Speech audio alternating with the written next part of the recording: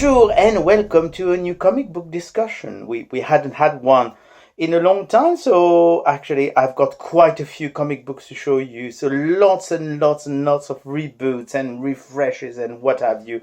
But hopefully something that you will find interesting. We'll start with one of the great, Alan Moore is back again for the League of Extraordinary Gentlemen. And this time it's supposed to be the last story ever that he's going to do. That's why it's called the Tempest, because the Tempest, of course, supposedly the end of everything. So it starts well. It builds up from the Black Dossier, and it's actually quite interesting. I mean, you know what to expect from Alan Moore with the League of Extraordinary Gentlemen. It's always very, very good. So hopefully a very good story to come. Then we're going to start with all the reboots, lots of reboots, Marvel and DC, so better be warned. We'll start with Ironman. Yes, Ironman starts again with a new issue 1. You will notice, however, that they are keeping the old numbering here, which is 601. They're keeping the legacy numbering so that people don't get confused. And believe me, it's quite confusing. So now it's written by Dan Slott, who's been doing Spider-Man for years, and now he's doing Iron Man. And Iron Man has a new company, and you've got quite a lot of characters. You have the return of Bethany Cape, for example, which we haven't seen in a very long time in the comic book. You've got Jocasta's return. Jocasta's always been one of my favorite characters. She is actually the robotic ethics officer in the company to make sure that you are not abusing AIs. So it's actually quite fun. A very good start. It's very classic Marvel, and I think it's a good thing. Another reboot, another number 1, Captain America. So Captain America, you remember that he's been in trouble because of Secret Empire, and there was this Nazi Captain America and everything. Well, it's back to being the proper Captain America that we know, and this is now written by Ta-Nehisi Coates. He's a very, very famous Black American author, and he's also been doing Black Panther for quite a long time, and he's actually quite good. So he's taking over Captain America with Lionel Francis Yu, and it's pretty decent. I mean, well, it's just a start, but it's very, very Captain America, very classic. Once again, we're going back to something a bit more classic, and at the same time very much what is happening in the Trump America at the moment. So it's quite interesting. Then another return that nobody expected, the Sentry. Well, I mean, who expected the Sentry to ever return?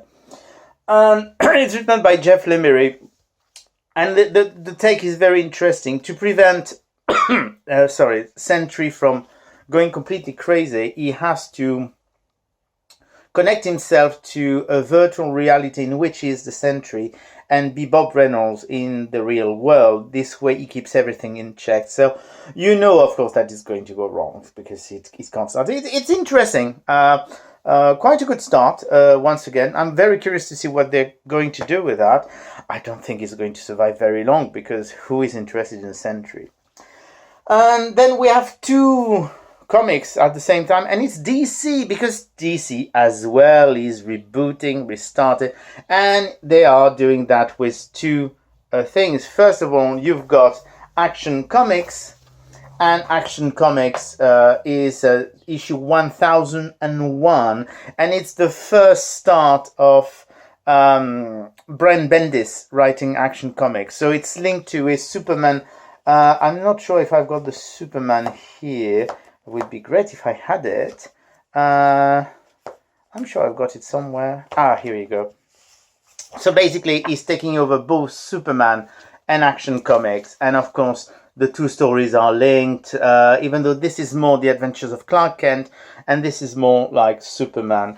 I have to say, I like Bendis. I usually like what he writes. I'm not impressed by Superman. I'm more interested by what he writes in Action Comics. But it's basically, well, you can see that it is Bendis writing because it has all the qualities and also all the defects of what Bendis writes. So I'm not sure it is actually a very good match for Superman. I'm going to be continuing for a bit. And you've seen it before, but there is one relaunch as well, which is Justice League Dark. Very, very different. You're going to see, because I'm going to talk about Justice League a bit further. They're completely relaunching the Justice League brand, Justice's line even. And so you do have a Justice League Dark for Magic, which is with Wonder Woman and Man-Thing and Zatanna, and you've got the detective chimp. I can't even pronounce it correctly. Detective chimp. And Man-Bat. So basically something is wrong with magic, as you do. You remember I had spoken to you about something called No Justice, in which they were resetting lots of things. And basically the source wall, which is the limit of the universe, has been breached now. And there's plenty of weird happening in the DC universe, which is what triggers actually the formation of the New Justice League Dark, but also the New Justice League, as you're going to see a bit later. It's written by James Tynion IV, and it's actually pretty decent. I didn't expect to enjoy that, and it's actually pretty good. Oh, and there's also Dr. Fate in the comic book. So I'm curious to see where they're going with that. Another reboot, another number one, Thor. Yes, Thor, the real one, the famous one, is back. I won't tell you how it ends with the female Thor. It's an absolutely beautiful story. I think it's probably the best thing they've done with Thor in a very, very long time. But now Thor is back, still written by Jonathan Aaron. And the news is, of course, he doesn't have Mjolnir, because he's not quite sure that he's worthy. And also there's something happening with Mjolnir, but that would be a big spoiler. So now he's got plenty of hammers. So he will take a hammer that he needs, depending on if he wants something to smash, he wants something to do something else and stuff. So it's written by Jonathan Aaron, and it's actually beautifully painted. I mean, that's the interiors, and it's fully painted by Del Mondo. And it's a very interesting artwork. Some people won't like it. I think it's pretty cool. I'm not sure it's perfect for Thor, but a very solid start for this. Then we're going to do something a bit different and go and see what's happening with Image Comics and everything. And we've got the Magic Order. The Magic Order is written by Mark Millar and drawn by the French artist Olivier Coipel. And what's very interesting is that it is the first comic book written by Mark Millar for Image since Millar World, this company, was bought by Netflix. So it's actually a Netflix comics. How to describe Magic Order? I mean, it's not that great. It's fun. It's nice. It's enjoyable. I don't think it's Coipel's best art ever. I think it looks like it's done directly from his pencil, so it's a bit messy at times. But still, I mean, you do recognize his artwork. The best way of describing it would be an adult Harry Potter style universe. In which magic is hidden, but there's not really a school or anything. And it's quite interesting. I'm looking forward to see what comes next in there. Another big return for DC now. It's Hawkman. Hawkman is back with a new mission. It's written by Venditti and it's drawn by Brian Hitch, which means that you get some quite amazing artwork inside. I've always enjoyed Hawkman. I think it's one of those very underrated superheroes that DC has, and they don't quite know what to do with them. And I do like this new take, which is like the archaeologist who is trying to work out what's happened in his life, because he realizes that even though he's continually reincarnated, there's something quite bizarre with his reincarnation. So An interesting take. I'm definitely going to continue reading that. And then another interesting reboot is Hulk. Yes, Hulk is back, he's alive, and actually he is now the immortal Hulk. And this is written by Ole Wing and drawn by Joe Bennett, sorry. And it's a very interesting take. Basically, they realize that Hulk can't die. So they, how to say, it becomes quite a horror story. It's very much an EC comic style story, a mix of the TV series of the 70s in which Bruce Banner is, wandering in the US, and it's a very horror style story. It's very interesting, a very, very good reboot here.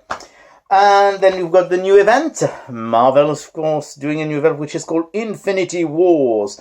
It's, of course, linked to the Infinity Stones. And, of course, we do have this movie called Infinity Wars.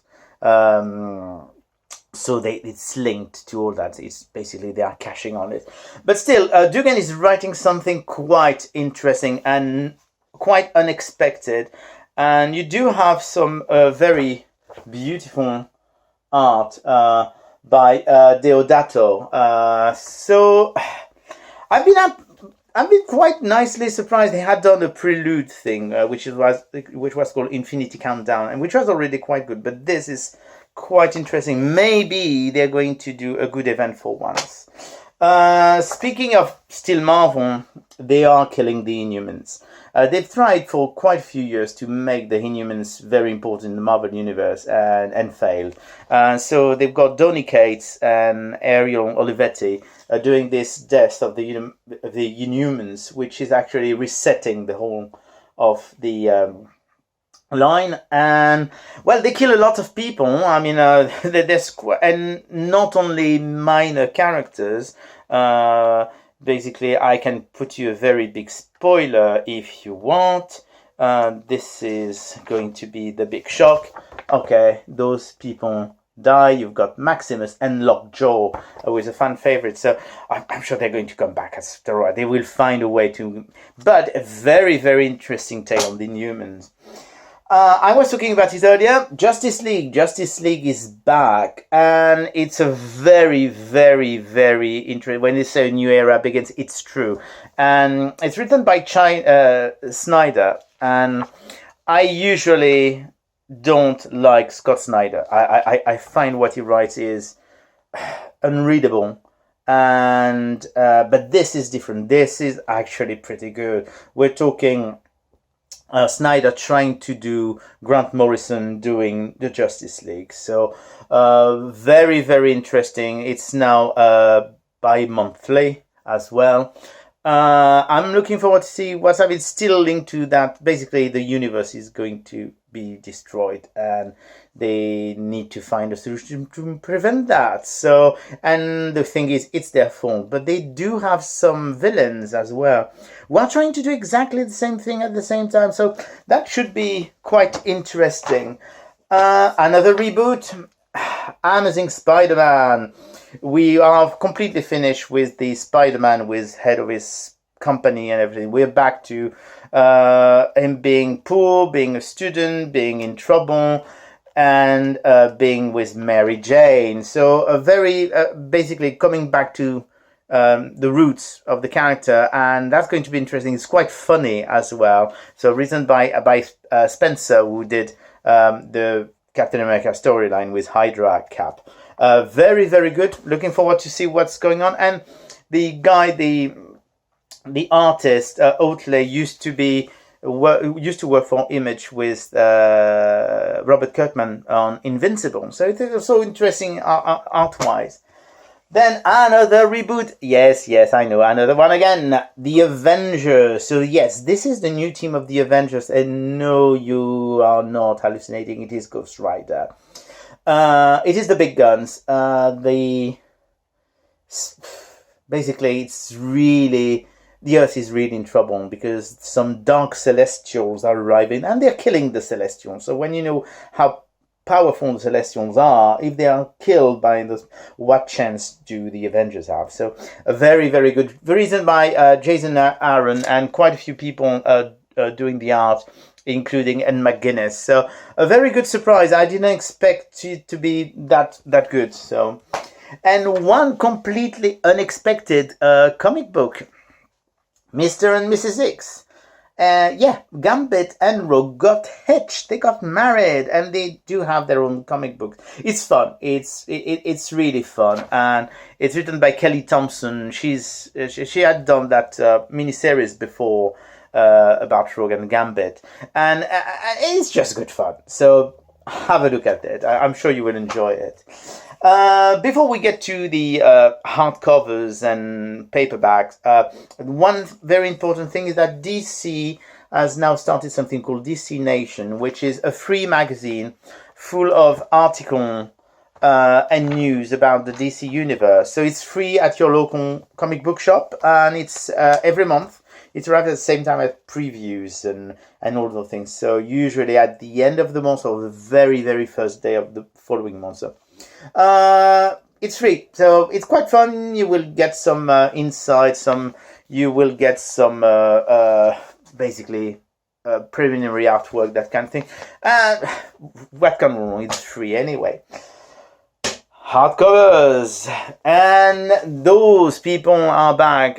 This is actually the old Legion of Superheroes, and those are stories from the late 70s, early 80s that had never been done as a hardcover before. So, well, I mean, it's Legion of Superheroes. I love Legion of Superheroes. I'm a fan of Legion of Superheroes. You may not like it, but those are really the classic stories of 70s and 80s. It's not the best one, because the best ones come later, even though you do have Earth War in this book, which is a very, very, very good multi-parter story. So just for fun, I like it. That's something that I really enjoy. Maybe not your cup of tea, though.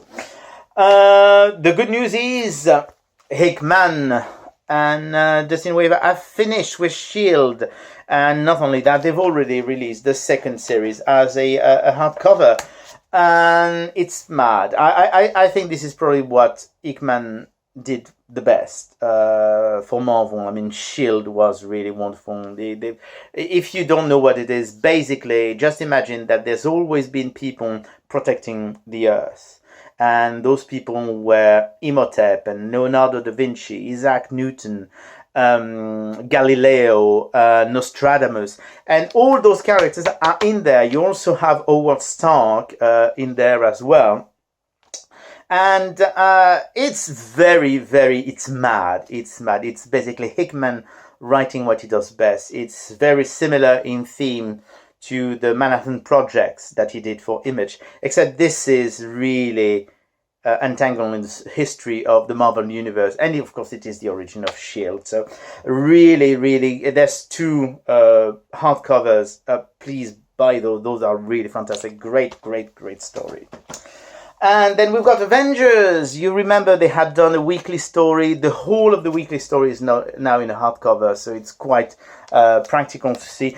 That was, to be honest, one of the best stories they've done in a very long time for Avengers. It's very classic Avengers. It's, yes, let's save the Earth. There's something about close to Secret Wars. There's, of course, the Grand Master. You've got all those people who are manipulated and they have to save the Earth. And it's very good. It's really, I would say, classic Avengers, and you get most of the Avengers in there. So pretty good. And speaking of the Avengers and speaking of Hickman, at last the second book of the Avengers, full Avengers run by Jonathan Hickman has been published. So it goes from Infinity to Secret Wars, and it's the whole story. You've got New Avengers and Avengers included in that. Quite a good one. If you like Hickman, you need to read his Avengers. I mean, the story did started in Fantastic Four, continued in Avengers and New Avengers, and ended with Secret Wars. It's a gigantic saga, and it's all linked. Well, here you go. That was a long video. I hope you're still with me. And next time we'll try to do something a bit shorter, maybe, and maybe not wait for 2 months to do another one. Bye!